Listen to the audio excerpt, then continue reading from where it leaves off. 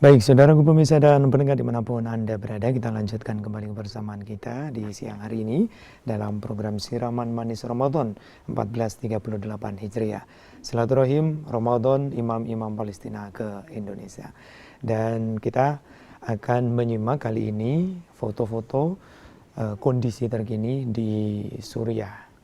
Silakan. Baik, dingin ini ya. Ya, ini musim dingin di beberapa camp, di camp pengungsian di Suriah. Kita lihat bahwa salju, ini juga di Yordania. Bagaimana salju camp pengungsian Suriah yang ada di Yordania, bagaimana di camp Za'atari.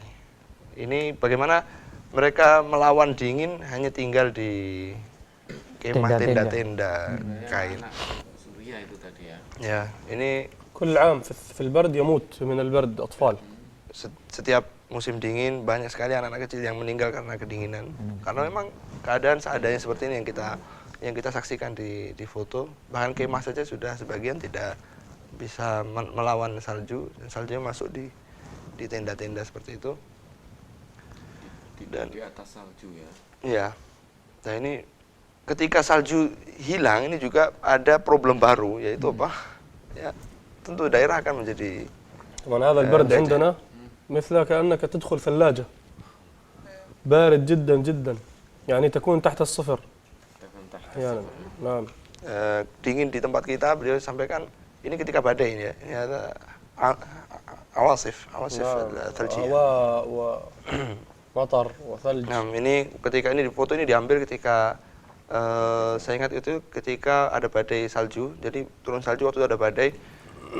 Kemudian dan dinginnya ini beliau sampaikan tadi seperti mungkin kita masuk ke kulkas ya, karena di bawah titik 0 derajat dan mereka hanya melawan dingin dengan tenda yang berlubang-lubang seadanya seperti itu, dan ini tentu tidak cukup dan ini mengharuskan adanya gerak cepat dan ini terlambat sebetulnya. Ini terlambat jauh, sudah seharusnya kita berbuat yang lebih dari itu. Ya. Dan anak-anak jumlah mereka sangat banyak di camp-camp pengungsian, anak-anak dan wanita dan orang-orang tua, dan saya tidak bisa membayangkan dinginnya. Kalau kita kemarin aja kita AC-nya dinyalakan 4 saja kita selesai acara sudah kedinginan sangat. Bagaimana kita harus tinggal di tempat tidak ada pemanas, ya, karena pemanas ruangan ini kalau mutlak sangat dibutuhkan untuk kita bisa tidur ya. Maka dari Sahabat Al-Aqsa juga alhamdulillah masyarakat Indonesia mempercayakan kepada Sahabat Al-Aqsa untuk menyalurkan. Di antara bentuk penyalurannya adalah nanti kita di akhir akan kita perlihatkan, yaitu tungku-tungku tradisional, kemudian kayu-kayu bakar ini juga. Kita hadirkan terlebih dahulu video kondisi di Suriah.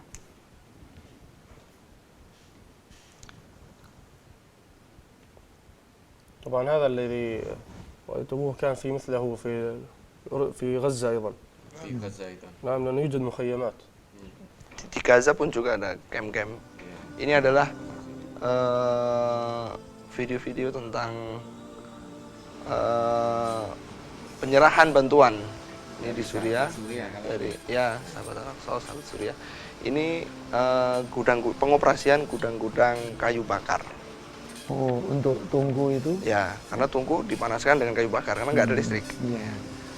Maka mereka juga butuh kayu bakar, dan untuk mencari kayu bakar dan dengan jumlah besar dan distribusi ke masyarakat dalam bentuk kayu bakar yang siap digunakan ini membutuhkan biaya yang tidak sedikit. Maka pengoperasian gudang kayu bakar ini menjadi seperti hal kebutuhan primer di saat musim dingin. Maka kita juga ada program musim dingin garis depan. Ini setiap musim dingin kita melancarkan kampanye besar-besaran di Indonesia untuk menyokong kaum muslimin yang ada di garis depan untuk bisa bertahan di musim dingin. Ya. Ustadz Faiz, ini ada video penyerahan terlebih dahulu. ini di نعم هذا أنا شاهدته. ini شاهدته الفيديو أول ما نزل. هذا كان في مستشفى. Ini adalah rumah sakit, dan keterangannya lebih detail lagi adalah ketika pengepungan Aleppo ini adalah rumah sakit terakhir yang beroperasi, yang akhirnya harus dihancurkan. Maka Di Aleppo ya. di Aleppo Suriah. ketika pengepungan tersebut, setelah dihancurkannya rumah sakit terakhir ini, tidak ada lagi rumah sakit, tapi penyerangan dan agresi terus terus berjalan. Maka rumah sakit darurat untuk menangani Sampai rumah sakit juga ya, begini ya. rumah sakit juga tidak selamat. Dan saya ya agak yakin bahwa penargetan rumah sakit ini memang dimaksudkan, Iya. memang dimaksudkan. Semacam memang masuk dalam target ya. Ya, ya Dan karena itu pelanggaran berat sebenarnya. pelanggaran berat, ya, pelanggaran berat. Baik.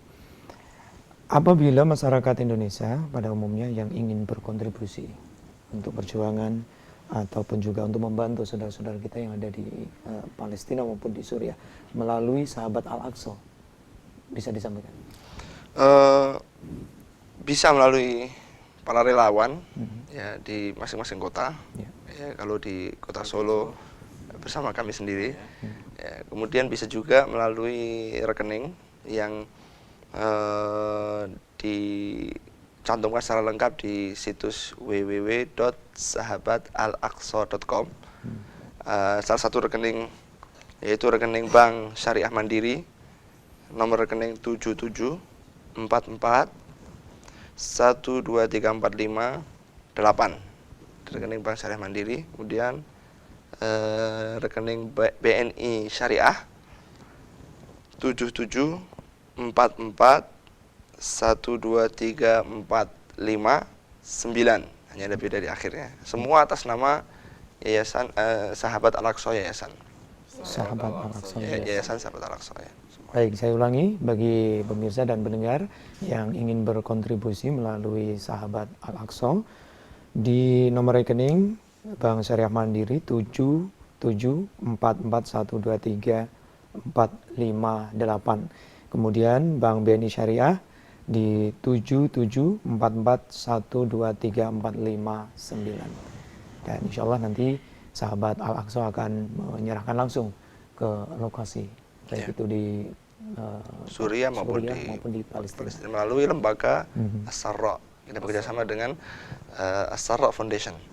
As-Sarra Foundation. Ya. Oh, itu berarti organisasi yang Ada di sana ya. Kredibilitasnya sangat Sangat luar biasa. percaya ya. Ya. Ya. Ini pembagian ya. Ini pembagian kalau kita sembako ya, gitu ya.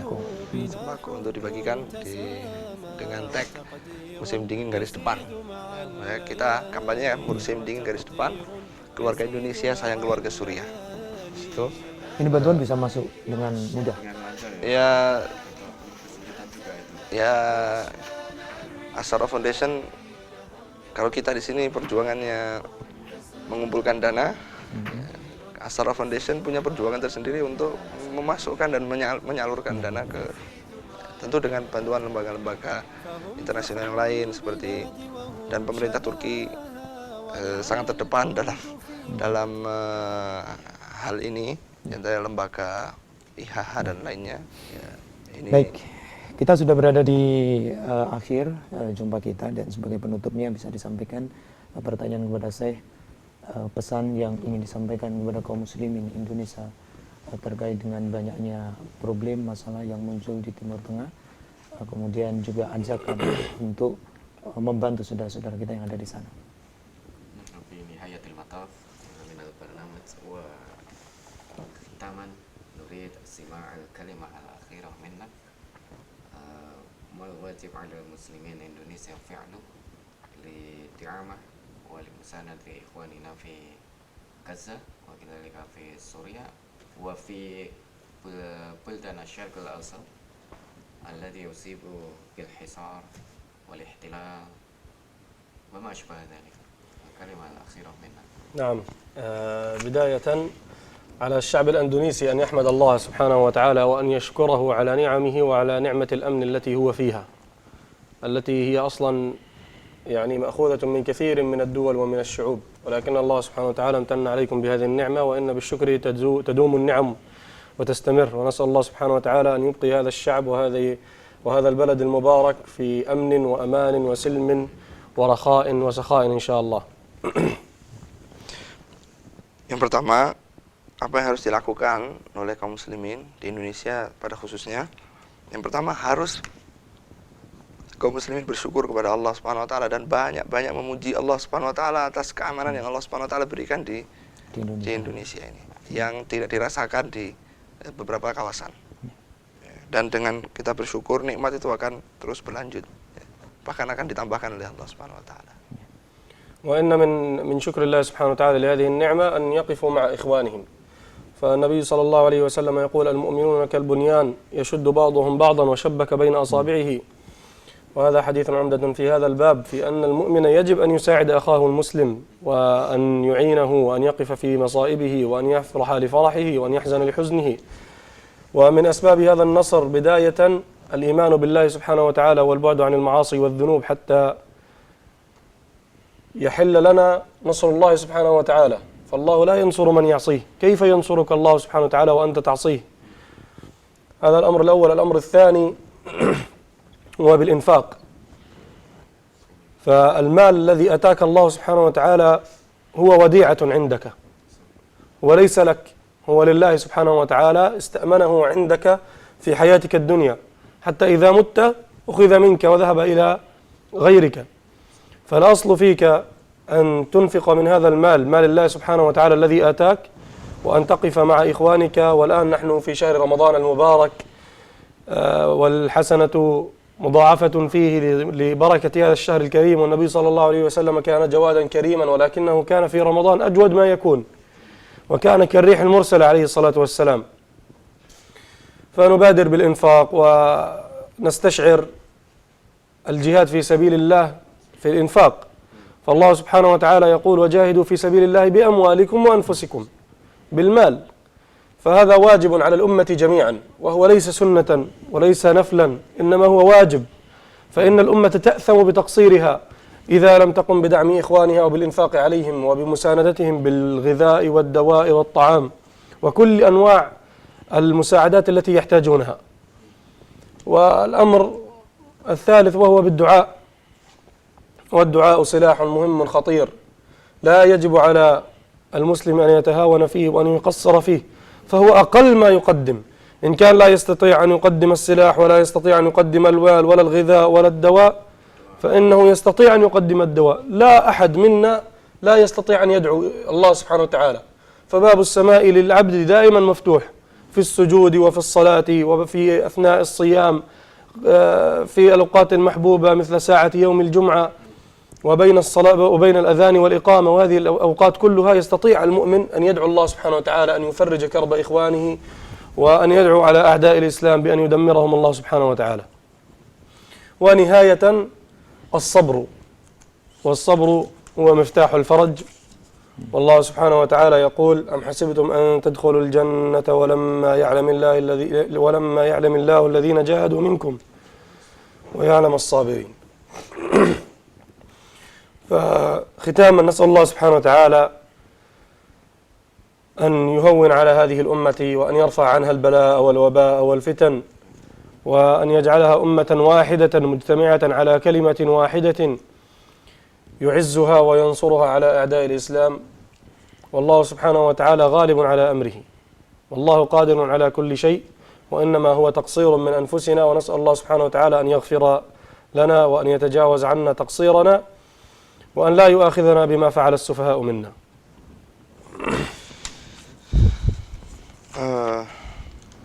Masih tentang syukur, sesungguhnya termasuk bentuk syukur kita kepada Allah Subhanahu wa taala atas nikmat yang Allah berikan kepada kita. Di antaranya terkait dengan pembicaraan kita, yaitu nikmat keamanan, adalah kita berdiri bersama saudara-saudara kita yang sedang ditimpakan musibah kepada mereka, dengan kita membantu.